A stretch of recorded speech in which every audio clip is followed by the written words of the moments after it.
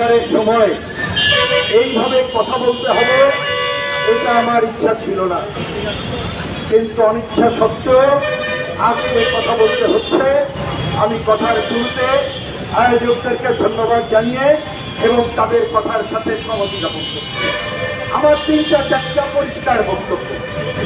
প্রথম বক্তব্য, এই সরকার নির্বাচিত হয়ে ক্ষমতা গ্রহণের প্রাক্কালে টেলিভিশন সহ বিভিন্ন জায়গায় যখন জিজ্ঞেস করেছিল এই সরকারের কি কাজ হওয়া উচিত, আমি পরিষ্কার করে বলেছিলাম কাজ তো অনেক, অন্তত পক্ষে দয়া করে 2টা কাজ দিয়ে শুরু করতে পারে। 2টার একটা বলেছিলাম মব সন্ত্রাস দমন করতে হবে, আর একটা বলেছিলাম রমজান মাস সামনে ব্যবসায়ী সিন্ডিকেট ভাঙতে হবে, জিনিসপত্রের দাম যাতে যথাযথ ন্যায্য থাকতে সেই ব্যবস্থা নিতে হবে। বন্ধুগণ, আমরা কি দেখলাম, এই সরকারি সংস্থা যারা ভোক্তার অধিকার সংরক্ষণ করে, বাজার নিয়ন্ত্রণের দায়িত্ব পালন করে, তা আইন করা ছাড়া তো আমি আগে যে কথাটা বললাম মব সন্ত্রাসও দূর করা যাবে না, বাজার সিন্ডিকেটও ভাঙা যাবে না। তাহলে সরকারকে যদি এই কাজটা করতে হয় তাহলে আইনের যথাযথ প্রয়োগ করতে হবে, জনমত গঠন করতে হবে। আচ্ছা, জনমতটাই আমরা করবো, আইনের কঠোর প্রয়োগ আপনি করবে। আমার ভোক্তা অধিকার সংরক্ষণ যখন আইন প্রয়োগ করতে গেল তখন কি ঘটলো?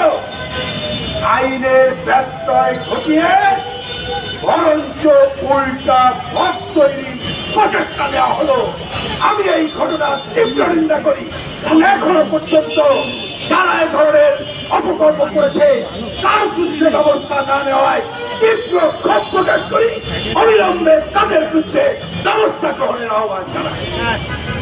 বন্ধুগণ, কথা বলি, আজকে যদি এই ধরনের আপনি মব সন্ত্রাস দমন না করতে পারেন, আইন ঠিক মতো প্রয়োগ করতে পারেন না পারেন, তাহলে কি হবে জানেন?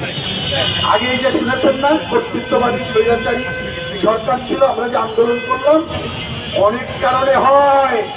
দেখা যায় কি, আমরা দেখি রাষ্ট্রের উপরে থাকে স্টেট মাফিয়া, বুঝলেন, একেবারে উপরে ওই সচিবালয় সহ বিভিন্ন জায়গায়, আরেকটা থাকে স্টেট মাফিয়া, মানে উপরের মাফিয়া রাস্তার মাফিয়া, তারা মিলেই কিন্তু জনজীবন সংকট তৈরি করে।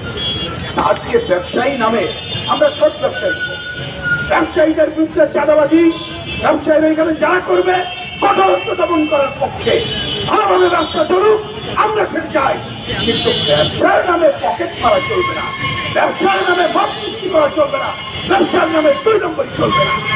সুতরাং আজকে ওই স্টেট মাফিয়া আপনারা যারা ক্ষমতায় গেছেন আশা করি আপনারা হবেন না, আর স্টেট রাস্তার মাফিয়াদের দমনের জন্য যথাযথ ব্যবস্থা নেন। আমি রমজান মাসে কথা না বাড়িয়ে শেষ কথা বলতে চাই, আমরা দেখতে চাই এই যে যারা রাস্তা এবং বাজার মাফিয়া তাদের বিরুদ্ধে যথাযথ ব্যবস্থা গ্রহণ করে আপনারা সিগন্যাল দিচ্ছেন, আর কোন মাফিয়া এবং সিন্ডিকেটকে আমরা সহ্য করবো না, তাদের বিরুদ্ধে যথাযথ ব্যবস্থা নেব। আমাদের ভাই এই যে মন্ডল সাহেব, জব্বার মন্ডল, ঘটনাচক্র, ওনার সাথে আমার কখনো ব্যক্তিগতভাবে দেখা সাক্ষাৎ হয় না, কিন্তু আমি তো দেখছি তিনি সহ একটা ভালো টিম অনেকদিন ধরে ভূমিকা নিয়ে চলছেন। তাদেরকে বলবো নির্মলভাবে আপনারা দায়িত্ব পালন করে যান, আমরা সাধারণ জনগণ আপনাদের পক্ষে আছি।